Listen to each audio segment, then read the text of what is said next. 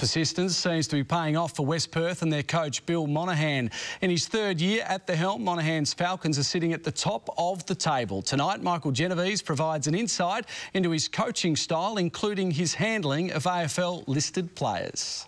A bit, all right, but we must get our hands on the footy. We're going to get it in our hands and move it forward, OK? On any given Saturday, this is where you'll find Billy Monaghan.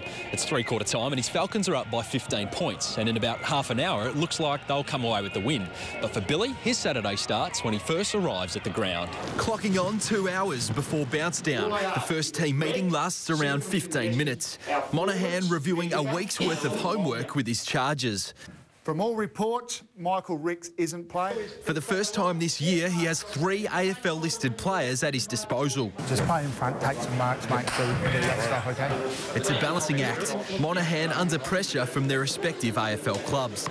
BB, have they said anything to you about how long they want you playing, but you know who you're in the rotation with? Yeah, Wendell, Joshy, Salah. One in the middle of the quarter suit you? Yep, Okay. sweet. Go there and push a wingman in, because that's where they'll go for the long one. 1 hour till bounce down, the boys warm up. And I think we've got the game for it, if you've got the mind and the attitude for it. Let's go. Then it's all eyes on Monaghan. All right, I want get Josh off Wendell. Be able to chip it to go back. Yeah, that's it. No, that's okay. He's done it. Where they were very, very dangerous were stoppages in their half and they ran forward. The Falcons take a slender lead into half-time. Not a bad half of footy, not bad, but nowhere near good enough. It is still slippery, and that's the area that we've probably been worst at for the day, OK? So do what you do in your groups, and I'll get back to you. Tomorrow night, the second half as the Lions claw their way back into the game. Michael Genovese, 10 News. Saturday's game against Subiaco went down to the wire.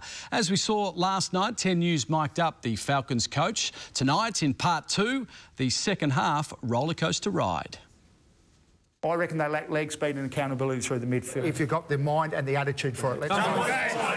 Just push Kep deep, because we might give him a couple of minutes on ball. Not a bad half of footy, not bad, but nowhere near good enough. It felt like we had a little bit more control of the game than a 7-point lead, and that can come back and bite you on the backside. Monaghan's pre-game plan appears to be working, but the Falcons should be further in front, and the coach is on edge. In a perfect world, probably not, but that's cost us a goal. You can send messages out to runners and you can probably change players around positionally, but if the players can't re-establish the momentum back our way, then you're in trouble. There's our centre-half back, standing on the wing by himself. As Subiaco make a late charge in the final quarter, Monaghan and his coaching team show little emotion. We've got about 8 blokes walking through there, look.